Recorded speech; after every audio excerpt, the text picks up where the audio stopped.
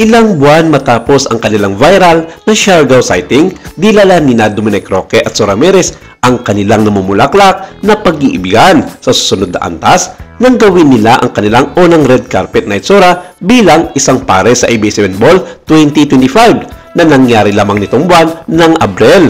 Relax ang aura ni Roque at Ramirez noon nang dumalo sila sa star-studded na gala sa Soler North noong April 4. Magkahawak kamay sila habang nagpo-post para sa mga larawan at kahit minsan ay nagpalitan sila ng magaan na banter. Sina Julia Barreto at Gerald Anderson ay standout couple din sa gala with their matching purple ensembles. Si Barreto ay nagsuot ng ibaring cutout na damit ni Helsa habang si Gerald ay nakasuot ng Paulo Lazaro suit.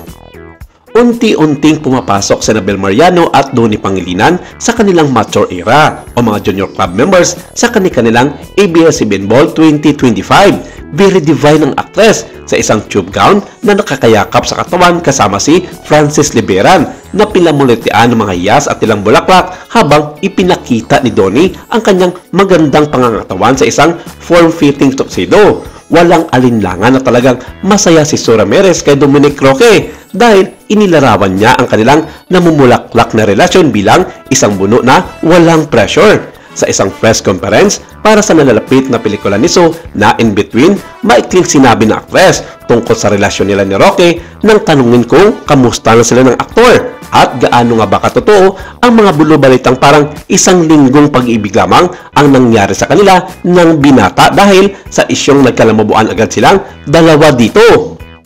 Saad niya, ako rin naman, sa edad na ito parang ang dami pa rin natin gustong gawin and I try. Hanggang ngayon ay hinahanap pa rin natin ang sarili natin.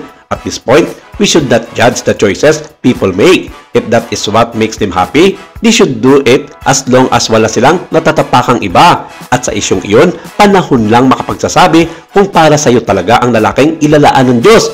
Wala kang magagawa dyan at talagang ihatid ka nito sa altar. Yes, minsan nagkakatampuan kami at natural lang sa magjowa yon. But for now, we always try our best na inaayos namin ang mga gusot sa aming dalawa. Mula na magkitang magkasama sa isang bar sa Siargao, ibinahagi ni So at Dominic ang kanilang pag-iibigan sa social media kung saan kumakailan ay binahagi ng actress ang larawan niya kasama aktor at ang kanyang pamilya noong kaarawan ng kanyang yumaong ama. Samantala, ibinahagi ni Dominic ang isang promotional video ng isang grocery date kay Sora Ramirez para sa isang supermarket brand. Gayon din ang kumakailang biyahe na magjowa sa Thailand. Kinumpirma ni Dominic na sila ni Sue ay nagdi-date pa noong December 2024 at pinabulaanan ang mga isyong nangangamoy hiwalayan agad sila ng kanyang kabiyak at ginawa nila ang kanilang unang red carpet appearance bilang magkapareha sa ABS-CBN Ball noong nakaraang buwan. Inamin naman ito na kung minsan ay nagkakatampuan sila ni Sue at hindi ibig sabihin ay maghiwalay sila agad dahil lamang sa mga maliliit na bagay at pinag-aawayan na pwede namang resolbahin sa pamamagitan ng pag-uusap ng masinsinan.